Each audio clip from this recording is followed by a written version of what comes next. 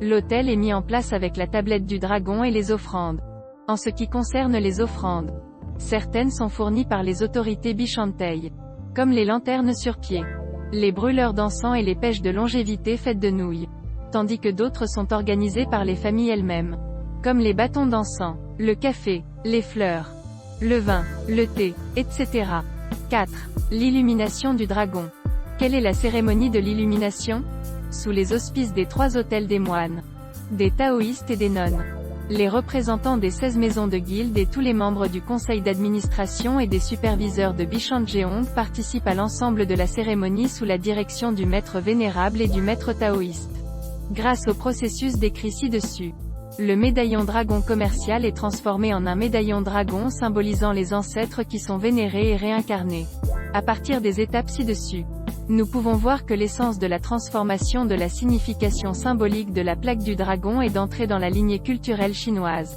L'opération de mise en place de la plaque du dragon peut être un point d'entrée pour nous permettre d'observer comment les Chinois de Singapour perçoivent la Chine.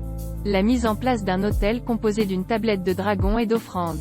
L'écriture d'une tablette de dragon de la même manière que les tablettes ancestrales et l'initiation d'une tablette de dragon par un prêtre sont autant d'éléments qui montrent qu'une tablette de dragon commerciale doit passer par le même processus que le culte traditionnel des ancêtres pour être transformée en tablette de dragon dans le culte des ancêtres. Le culte des ancêtres est l'un des traits les plus fondamentaux de la culture traditionnelle chinoise. Par conséquent, lorsque les Chinois opèrent la transformation de la signification symbolique de la plaque du dragon sous la forme d'un culte des ancêtres, cela signifie qu'ils sont déjà entrés dans l'atmosphère et les normes de la culture chinoise. On peut dire que le processus de création de la plaque du dragon est le résultat de l'identification des Chinois de Singapour avec la culture traditionnelle chinoise. Ce qui suit est une discussion des perceptions ancestrales des Chinois de Singapour, basée sur la plaque du dragon assis en forme de lotus du Bishan Trinuan Yuan Sheng Gui. Premièrement, le dragon existe en tant qu'ancêtre marginal. La tablette du dragon, assise sur un lotus, se présente sous la forme d'une feuille de papier, sans autel, et se trouve au bord de l'autel. La plupart des parrains se contentent de brûler de l'encens et d'adorer, avec peu d'offrandes.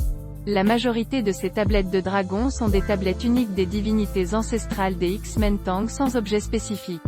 Il existe également des dragons de jeunes filles non mariées et de bouquetières, de couples mariés et de personnes sans lien de parenté, comme des amis. Nous savons que les jeunes filles non mariées, les enfants en fleurs, les couples non mariés et les amis sans lien de parenté sont tous des ancêtres inacceptables pour le culte traditionnel des ancêtres. Alors, pourquoi ces ancêtres marginaux du monde souterrain apparaissent-ils en grand nombre dans le siège du lotus, qui est important dans le culte traditionnel des ancêtres? D'une part, l'établissement de la plaque des ancêtres du dragon montre que ce groupe de Chinois n'a pas oublié ou abandonné ses propres racines lignagères. D'autre part, le placement des ancêtres dans la même catégorie que ceux dont les ancêtres sont inacceptables pour le culte traditionnel des ancêtres montre également que ce groupe de Chinois a un certain degré d'indifférence pour les ancêtres de son lignage et de ses racines culturelles. Dans une certaine mesure. Deuxièmement, les enseignes dragons n'ont pas besoin d'être conservées longtemps et sont riches en motifs.